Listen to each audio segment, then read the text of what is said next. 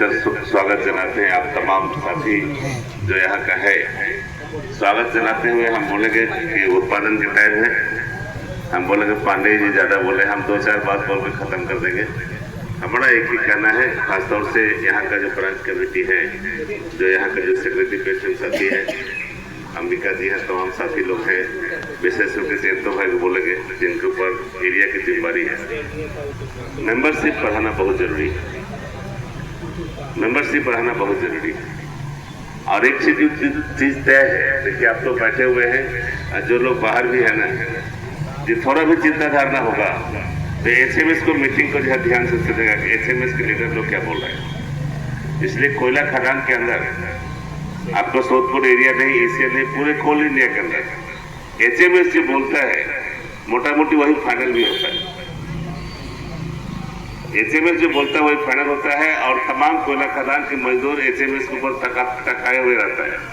देखिए हमारा पांडे जी की तरह बहुत सारे जो है आपको JCC क्या बोले कॉर्पोरेट JCC के सदस्य हैं, बहुत सारे लोग JBCC के मेंबर हैं, बहुत सारे लोग एक्सटेंशन कमेटी के मेंबर हैं। लेकिन जहाँ भी हम लोग जाते हैं, जहाँ भी हमारे महामंत्री जाते हैं, इनसे ही पूछा जाता है, चाहे हमारे लीडरशिप से पूछा जाता है कि बोनस में क्या होगा, बोनस में क्या होगा। सिर्फ HMS जिन लोगों ने एक लंबे अरसे के बाद मिठानी आने का मौका दिया, जो इसके पहले हम जब आए थे तो हमारे नेता स्वर्गीय जयंत पोद्दार जी के साथ यहाँ हम लोग एक बार मीटिंग किए थे। तब लंबा अरसा बीत गया, बहुत परिस्थितियाँ भी पहले से अलग हैं, बहुत कुछ बदला है।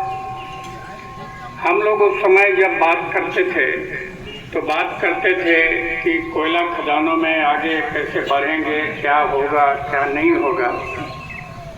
मैं अगर आपको भीतर की बात बताऊं तो अभी जो है वो चक्का उल्टा घूमने लगा है। पूरे जितने विश्व में जितने कोयला उत्पादन करने वाले देश हैं, जहाँ जहाँ विश्व में कोयला उत्पादन होता है, वो सारे देशों की एक बैठक हुई थी 2015 में।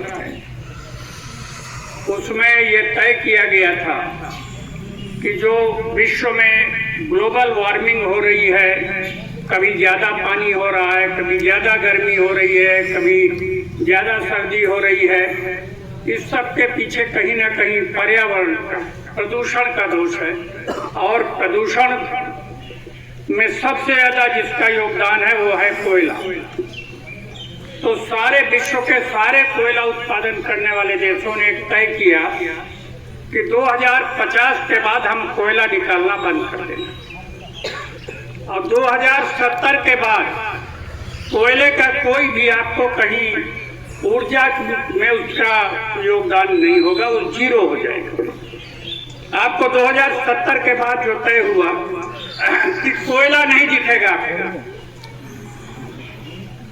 2050 एक रखा गया कि 2050 तक हम जितना दोहन कर सकते हैं कोयलरियों में, जो हमारा रिजर्व है, जितना भी निकाल सकते हैं उसको हम लोग निकालेंगे।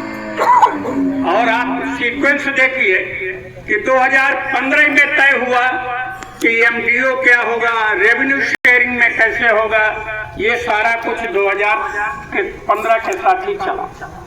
मतलब अभी एक कल्पना इन लोगों ने करके रखी है कि हमारा देखा है, जो पढ़े लिखे लड़के हैं वो जानते हैं, नेट में देखते हैं, तमाम जगह सुनते भी हैं कि अभी जितने भी MDO में रेवेन्यू शेयरिंग में एग्रीमेंट हो रहे हैं, उनका एक जो समय निर्धारित किया जाता है वो मैक्सिमम 25 साल रखा गया। आप में से बहुत सारे ऐसे साथी हैं, मैक्सिमम होंगे, मुझे लगता है 2% ही ऐसे होंगे जो 2050 के बाद जाएंगे। सबको 2050 तक सबका सर्विस की जो लाइफ है वो 2050 तक। अब ये तय हुआ, विश्व बैंक ने तमाम कर्जे देना शुरू किया कि भाई कोयला उद्योग के साथ तो बहुत सारा आदमी जुड़ा हुआ है, कोयला में काम आपके और परमानेंट वर्कर नहीं कर रहे, आपके साथ ठेकेदारी का वर्कर है। ये लड़का जो चाय बेच रहा है आपके साथ जुड़ा हुआ है। यहाँ अगल बगल में जितने छोटे छोटे कल कारखाने हैं, चाय ट्रांसपोर्टिंग में लगे हैं, सारे के सारे लोग आपके साथ जुड़े हैं। मिठानी अगर मान लीजिए बंद होती है तो इसके अगल बगल का जो इलाका है वो पूरी की तरह पूरा उजाड़ हो जाएगा। तो ये सोचा गया कि भाई अगर ये कोयला बंद होगा तो हम लोग उसके बदले में क्या होगा क्या नहीं होगा। तो सरकार ने एक नई नीति बना दी कि हमको हमारे पास अगर परमानेंट वर्कर रहेगा ही नहीं तो हमको उसके पुनर्वासन की चिंता ही नहीं करनी। इसको इन्होंने एक नाम दिया जस्ट ट्रांजिशन। जस्ट ट्रांजिशन का मतलब ये है कि हमारा जो उद्योग है, हमारे जो कोयला खदान है, ये जब बंद होगी तो इसमें इसके साथ जो जुड़े हुए लोग हैं, वो चाहे परमानेंट वर्कर हो, चाहे ठेकेदारी का वर्कर हो, चाहे अगल बगल की दुकान हो, चाहे अगल बगल के गांव के लोग हों, छोटे छोटे उद्योग हैं, आपकी ट्रांसपोर्टिंग के लोग हैं, ये सारे लोगों को कहाँ ले जाया जाएगा, क्या किया जाएगा। तो सरकार ने एक मंत्र दे दिया इन लोगों को, आपके पास कोयला खदान में आने के 4 रास्ते। आप जितने लोग बैठे हो वो 4 तरीके से आए। पहला तरीका है कि हमारा अगर कोई पिताजी, हमारे चाचा, हमारा कोई अगर गया, इस दुनिया से चला गया, चाहे एक्सीडेंट से हुआ चाहे स्वाभाविक मौत से हुआ, वो हमारा एक एग्रीमेंट है 930, उसको भी पिछले बेज बोर्ड से, पिछले NCWLA 10 से, आप सारे लोगों को पता है NCWLA 10 में इन लोगों ने कहा कि भाई अब हम लोग डेथ के बाद नौकरी नहीं देंगे। डेथ के बाद नौकरी का क्लास हम लोग खत्म करेंगे। NCWLA 10 में लोग लाए, हम लोगों ने इस पर जो है, आज सारे साथियों को, जो पुराने साथी है, सारे लोगों को पता है। अकेले HMS एक यूनियन थी जिसने कहा कि हम ये क्लास हटाने के बाद हस्ताक्षर नहीं करेंगे, और हमने हस्ताक्षर नहीं किया।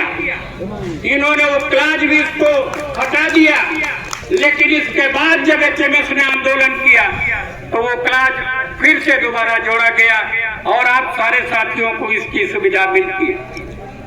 ये रास्ता एक अकेला रास्ता बचा है। दूसरा जो सबसे बड़ा रास्ता था वो था 940 का। आप में से बहुत सारे साथी ऐसे होंगे जिनके पिताजी काम करने में चोट घाट लगने से अक्षम हो गए, बीमारी से अक्षम हो गए, उनको मेडिकल अनफिट कराकर उनके बदले में आपको काम मिला। हजारों लोग प्रतिवर्ष इससे कंपनी में आते थे। ये रास्ता भी कंपनी ने 2016 से बंद कर दिया। उस समय के जो कोयला मंत्री थे एक दिन मीटिंग में आए और उन्होंने कहा कि अब 940 में किसी को नौकरी नहीं मिलेगी। हमारा एग्रीमेंट है, हमारे साथ लिखित में एग्रीमेंट है कंपनी का कि हमारा अगर कोई भी आदमी काम में अक्षम है, वो चाहे बीमारी से हो चाहे चोट घाट लगने से हो, उसके बदले में उसको मेडिकली अगर अनफिट होता है, अगर कंपनी का बोर्ड उसको ये कहता है कि आदमी काम करने लायक नहीं है, तो उसके बदले में उसको नौकरी मिलेगी। और उस समय के जो मंत्री थे पीयूष गोयल, उन्होंने एक मीटिंग में उन्होंने कह दिया कि आज से बंद, और उस दिन से वो कंपनी में बंद हो गया। दोस्तों, कम से कम 350 ऐसे लोग हैं पूरे कोल इंडिया में जो अनफिट हो गए, जिनकी नौकरी टर्मिनेट कर दी गई उनको, लेकिन उनके आश्रित को आज तक नौकरी नहीं मिली। कोर्ट से आदेश हो गया तो भी नहीं मिली। तो दूसरा रास्ता भी इन्होंने बंद कर दिया। कंपनी में आने का तीसरा रास्ता होता है आपकी स्टैट्यूटरी वैकेंसी।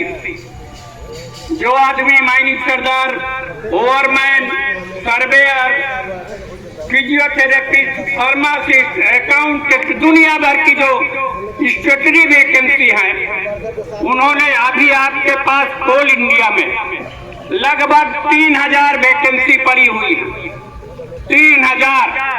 लेकिन 2022 के बाद ये वैकेंसी नहीं भर रहे। इनका कहना है, जो इनकी सोच है मैं आपको बता रहा हूं, कि हमको अब कोई भी आदमी, एक भी आदमी कंपनी में परमानेंट नहीं बनाना। इसके अलावा जो रास्ता है आपके पास मालूम है आपको, ठेकेदारी का मजदूर आपके पास एक रह जाता है तो उसकी जो दुर्गति है, जो जिंदगी है उसकी आप कल्पना नहीं कर सकते हो। मैं हाई पावर कमेटी का भी सदस्य हूँ कोल इंडिया का, जो ठेकेदारी का मजदूर उसकी सुविधाओं को देखती है। मैं 1 महीना पहले हम गेवरा गए थे, ACCL, वो हिंदुस्तान की सबसे बड़ी खदान है।